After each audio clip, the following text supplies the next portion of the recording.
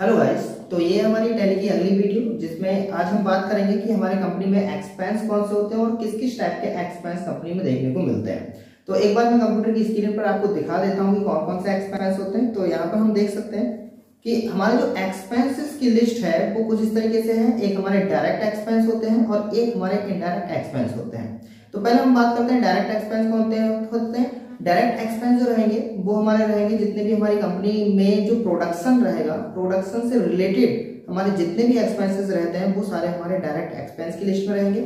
Direct expense का सीधा सा मतलब ये है कि अगर हमारी कंपनी में, हमारे कारखाने में जो प्रोडक्शन है, जो भी सामान बनाया जा रहा है, उसको अगर बढ़ाया गया तो हमारे जो एक्सपेंस है वो ऑटोमेटिकली बढ़ जाएंगे, और अगर उसको घटाया जाएगा तो वो ऑटोमेटिक घट जाएंगे। मतलब कि जो प्रोडक्शन से रिलेटेड है, प्रोडक्शन के घटने और बढ़ने पर घट बढ़ जाते हैं, वो सारे हमारे क्या कहलाएंगे, डायरेक्ट एक्सपेंस कहलाएंगे। और इनडायरेक्ट एक्सपेंस के अंदर हमारे पास सबसे पहले आ जाता है यहाँ पर बेजिस पे। बेजिस पे होती है जो मजदूरी होती है वो हमारी देनी होती है। मटेरियल परचेज, हम जो सामान खरीद कर लाएंगे, जितना भी हम अपना प्रोडक्शन करेंगे उस हिसाब से जो सामान खरीद कर लाएंगे वो रहेगा। फ्यूल पे रहेगा, अगर हम कोई भी ईंधन वगैरह आग जलाने का काम करते हैं या कोई भी हमने गैस लगा रखी है अपने प्रोडक्शन को बढ़ाने के लिए, तो वो सारे हमारे इसमें फ्यूल पे में आ जाते हैं। पैकिंग चार्ज का मतलब होता है कि हमारी कंपनी में जितना भी प्रोडक्शन हो रहा है, मान लेते हैं कि हमने दूध से हमने कुछ प्रोडक्ट को बनाना शुरू करा है, हम दही बना रहे हैं, हम खोया बना रहे हैं, हम मठा बना रहे हैं, ऐसी बहुत सारी चीजें हो सकती हैं। तो उसकी जो पैकिंग करनी पड़ती है, तो वो भी जितना ज्यादा प्रोडक्शन होगा उतनी ही ज्यादा हमारी पैकिंग का भी खर्च आएगा। तो ये सारे क्या होंगे कि जैसे जैसे प्रोडक्शन बढ़ता है, बढ़ेगा तो ये भी बढ़ जाएंगे, घटेगा तो एक्सपेंस घट जाएंगे। दूसरी तरफ हमारे आते हैं इनडायरेक्ट एक्सपेंस, और ये इनडायरेक्ट एक्सपेंस जो होते हैं इसे हम बोलते हैं बिजनेस एक्सपेंस, यानी कि ये हमारे प्रोडक्शन से रिलेटेड ना होकर ये हमारे होते हैं बिजनेस से रिलेटेड। कहने का मतलब है कि अगर प्रोडक्शन हमारा कम हो जाता है या ज्यादा हो जाता है तो भी हमारे ये वाले एक्सपेंस घटते बढ़ते नहीं है, बस थोड़ा इफेक्ट जरूर पड़ेगा पर ज्यादा इफेक्ट पड़ने वाला नहीं है। उसका लॉजिक ये है, अभी मान लेते हैं सैलरी है, जो एम्प्लॉइज को हम सैलरी देते हैं वो हमें देनी होगी। रेंट है, अगर हमने कोई बिजनेस को अपने किराए पर ले रखा है, रेंट पर ले रखा है, तो भाई प्रोडक्शन हो या ना हो हमें उसका रेंट तो देना ही देना है। तो ये हमारा बिजनेस रिलेटेड हो गया। बिल्स पे आ जाते हैं। बिल पे में तुम्हारा वाटर बिल आ सकता है, तुम्हारा लाइट का बिल आ सकता है, तुम्हारा एलपीजी का बिल आ सकता है, तुम्हारा फोन का बिल हो सकता है, और तुम्हारे जो मोबाइल वगैरह होते हैं, किसी भी तरीके के जो बिल्स हैं वो सारे हमारे बिल पेमेंट इनडायरेक्ट एक्सपेंस के अंदर रहेंगे। डिस्काउंट पे को डिस्काउंट अलाउ भी बोला जाता है, और ये हमारे जो डिस्काउंट पे है ये भी हमारे इनडायरेक्ट एक्सपेंस के अंदर रखा जाता है।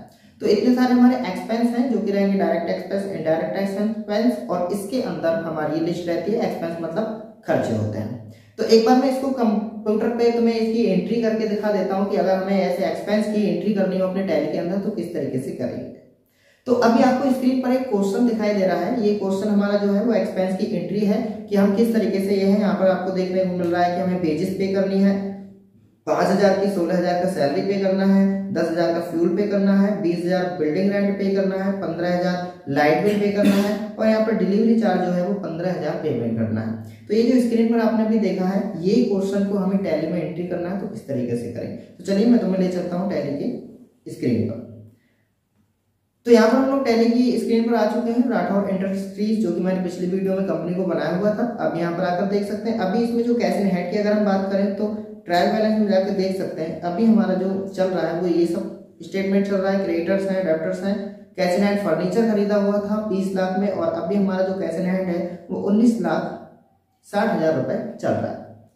सबसे पहले हमें ये एंट्री करने के लिए इसके से बैक चलते हैं। पहले हमारे लेजर बनाने होंगे, तो लेजर बनाने के लिए हम अकाउंट्स इन्फो में जाकर लेजर बना लेते हैं। कौन सा लेजर किस में आ गया ये मैंने अभी बता दिया था आपको, जो कि डायरेक्ट और इनडायरेक्ट में थे। क्रिएट पर जाएंगे। क्रिएट पे जाने के बाद जैसे मुझे बनाना है बेजिस पे, तो यहाँ पर लिखेंगे हम बेजिस पे अकाउंट, और ये बेजिस पे जो है वो डायरेक्ट एक्सपेंस के अंदर रहेगा। तो यहाँ पर हम क्या लिख देते हैं, डायरेक्ट एक्सपेंस ग्रुप को सिलेक्ट करेंगे और एंटर प्रेस करते हुए इसके लिए हम एक्सेप्ट कर देंगे। दूसरा हमारे पास आता है यहाँ पर सैलरी पे।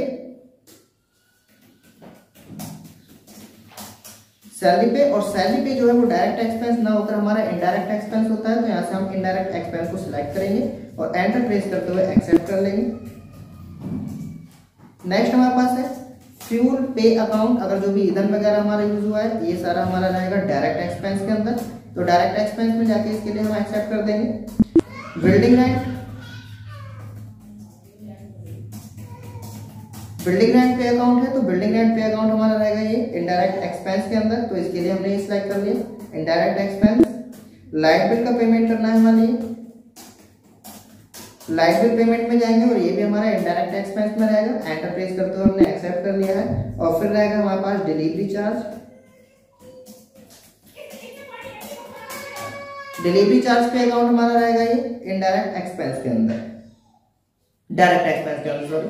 तो यहाँ से हम डायरेक्ट एक्सपेंस ले लेते हैं और इसके लिए हम यहाँ से एक्सेप्ट कर दें। ठीक है, तो इतना जो हमारे पास है ये डायरेक्ट और इनडायरेक्ट एक्सपेंस का यहाँ पर हो गया।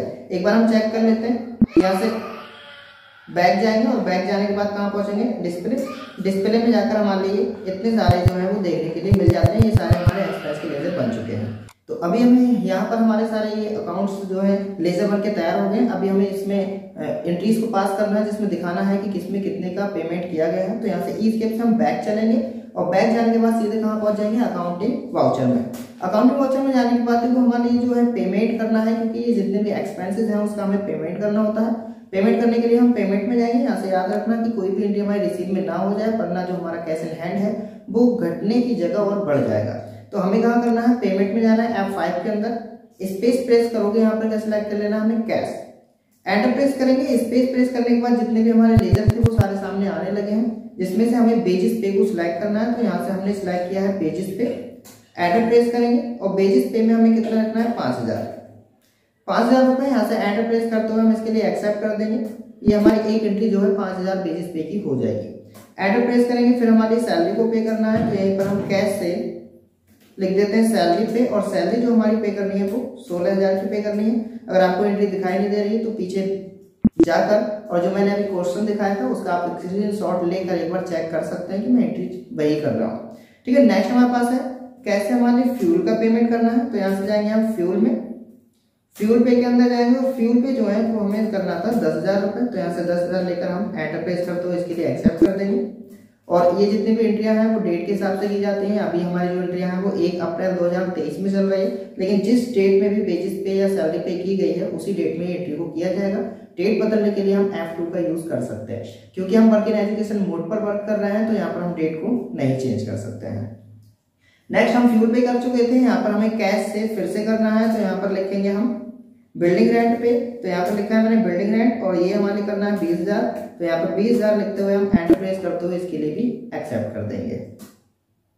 नेक्स्ट हमारा लाइट बिल पे फिर से हमने कैश लिखा। अगर तुम एक एंट्री को दो बार, मतलब 2 एंट्रीज को एक ही साथ हम अगर करना चाहते हैं तो वो ऑप्शन भी हमारे लिए इसके अंदर मिल जाता है। तो यहाँ से जाएंगे हम कैश में, हमने एंटर प्रेस किया है और एंटर प्रेस करने के बाद यहाँ पर हमें दोनों एंट्रीज को एक साथ लेना है, जो कि हमारी एक लाइट बिल की है। तो यहाँ पर मैंने ये लाइट बिल को लिखा है। लाइट बिल में है हमारे पास 15000। एंटर प्रेस करोगे तो यहीं पर हम दूसरी एंट्री को भी सिलेक्ट कर सकते हैं। यहाँ पर ऑप्शन मिल जाता है, स्पेस प्रेस करते ही सारे लेजर शो होने लग सकते हैं, जिसमें हम यहाँ पर डिलीवरी चार्ज को रिसीव करके इसमें बता सकते हैं कि 15000 का हमने डिलीवरी चार्ज को पेमेंट किया है। एंटर प्रेस करते हुए तो ये दोनों हमने 15000 किए थे, 30000 का टोटल पेमेंट है। एक्सेप्ट कर देते हैं। अभी हमारी सारी एंट्रीज हो चुकी हैं। एक बार इन्हें देखने के लिए हम यहाँ से स्टेप से बैक जाएंगे, सीधे कहाँ पहुंचेंगे हम, डिस्प्ले के अंदर।